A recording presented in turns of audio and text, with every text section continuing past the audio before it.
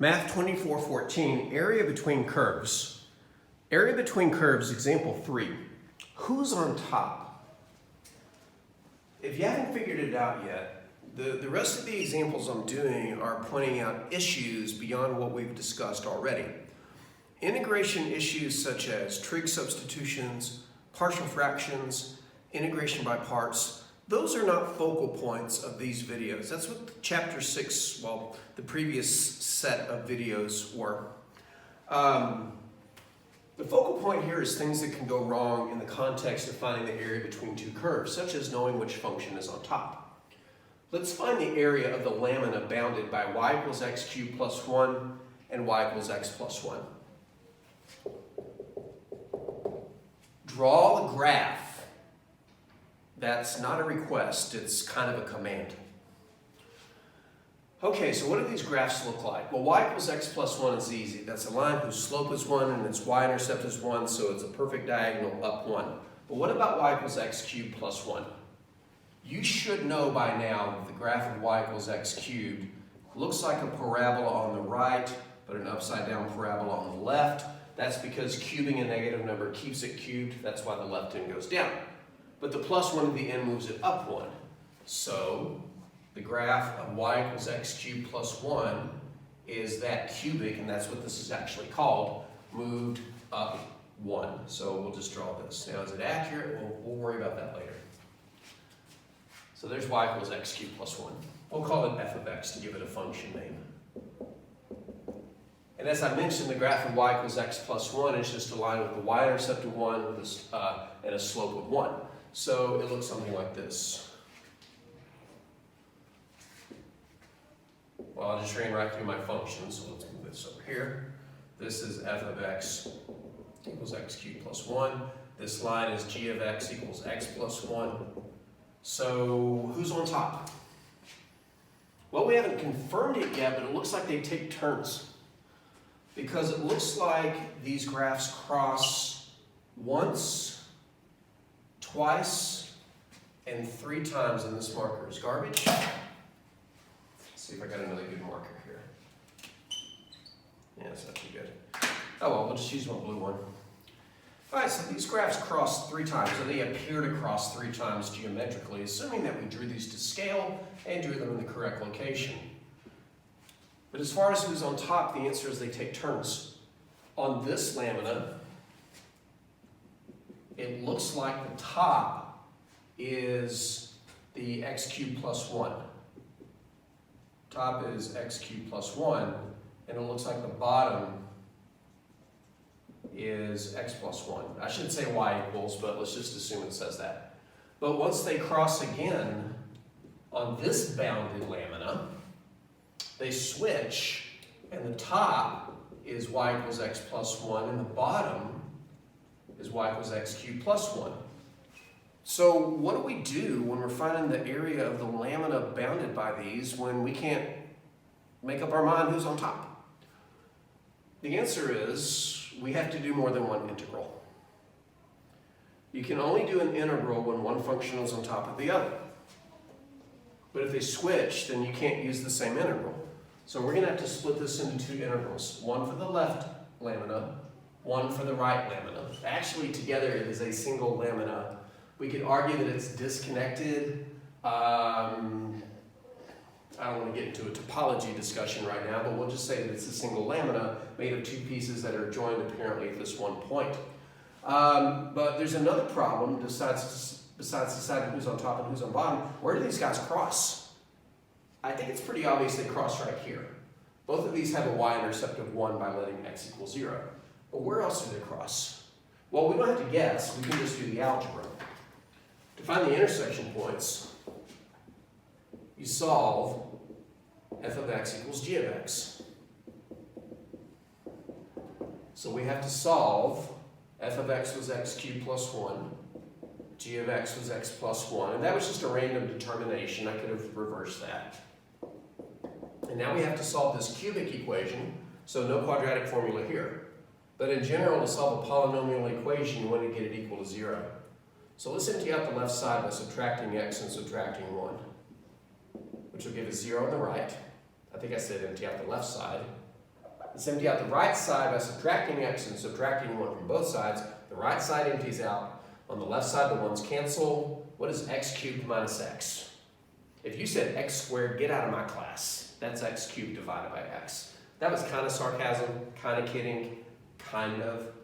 X cubed minus x can't be combined because they're not like terms. All I can do is write x cubed minus x. And now we can solve it by factoring out a common factor of x, which would leave x squared minus 1. But that's a difference of squares. So we can factor it into x plus 1 and x minus 1. And we actually have 3 factors that we're going to set equal to 0, which kind of makes sense because we had 3 intersection points. If we put the first factor equal to 0, we get x equals 0. If we put the second factor equal to 0, we get x plus 1 equals 0, which gives x equals negative 1. And if we put the third factor equal to 0, we get x minus 1 equals 0, which gives us x equals 1. Which tells us that this left lamina begins at negative 1 and ends at 0. And the right lamina begins at 0 and ends at 1. So now I think I've got all the information I need to set up not 1, but 2 integrals. I'm always hesitant to erase these things until I remember this is a video. You can pause it, back it up, and then pause it again, and then write it down. But we've got everything we need. Let's just find the area of both laminas now. This left lamina, the area will be the integral from negative 1 to 0 of the top, which is x cubed plus 1, minus the bottom, which is x plus 1, dx. Let's go ahead and work this one out. This equals the integral, excuse me, from negative 1 to 0. The 1's cancel, and we got x cubed minus x dx. And then just do it. The integral of x cubed is 1/4 x to the 4th, minus the integral of x is 1/2 x squared, or antiderivative, I should say. This is being evaluated from negative 1 to 0. This time the upper limit annihilates the antiderivative, but follow through with your flow. Substitute 0 to get 1/4 times 0 to the 4th minus 1/2 times 0 squared.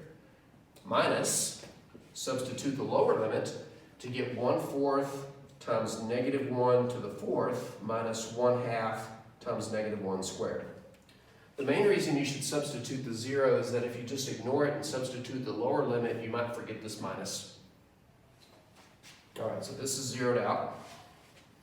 And now we have negative parentheses.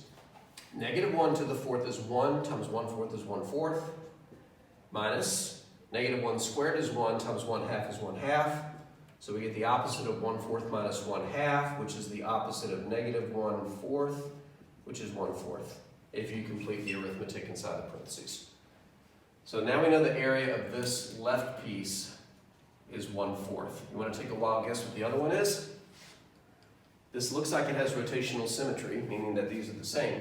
So it's not bad to speculate that this area is 1/4 also. We'll put a question mark by it. But don't speculate. Do the math so you don't have to do guesswork and hope you get lucky. Besides, if you didn't calculate it, you wouldn't get credit for it anyway.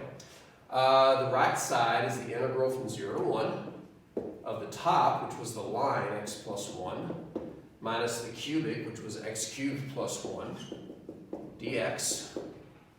If we combine like terms, the 1's cancel, and we get x minus x cubed dx. And if you notice, we're going from 0 to 1. This is the same integrand, except in reverse. In fact, we could justify that the answers are going to be the same now. It would be really easy if you remember that. Actually, I'm thinking something else. Scratch that. Let's just finish this one. Antiderivative of x is 1/2 x squared, minus antiderivative of x cubed is 1/4 x to the 4th. This goes from 0 to 1. And we'll be a little more efficient in the substitution now. In some of the homeworks that I get back, I keep saying you need to show more detail or you don't need to show so much detail. And it's not always clear when you should or should not show something. The safer thing to do is to show it even if you don't need to, than vice versa. But for example, putting 0 here, I could have just written 0 minus 0, which I'm about to do here. Well, when I get to the 0. But putting 1 here gives 1/2 times 1 squared. it should be pretty obvious that's going to equal 1/2 minus 1/2 times 1 to the 4th, which is 1 to the 4th. Quick algebra and arithmetic, I don't mind you bypassing if it's pretty obvious. Putting 0 on both of those gives 0 minus 0. So that's perfectly acceptable, and we do get that this area is 1/4, and we can erase the question mark. So the total area is 1/4 plus 1/4, which of course is 1/2. Well, 2/4, and then it reduces to 1/2. All right, so yeah. If you don't know who's on top, be careful because they may trade places. But a graph will give you an idea of who's on top, and if they switch, you need to find out where. And solving the functions equal will give you the points of intersection. And there we go. By the way, if you had done one integral from -1 to 1, it doesn't matter which one you would have chosen to be on top, you would have gotten an area of 0 because the areas would have canceled.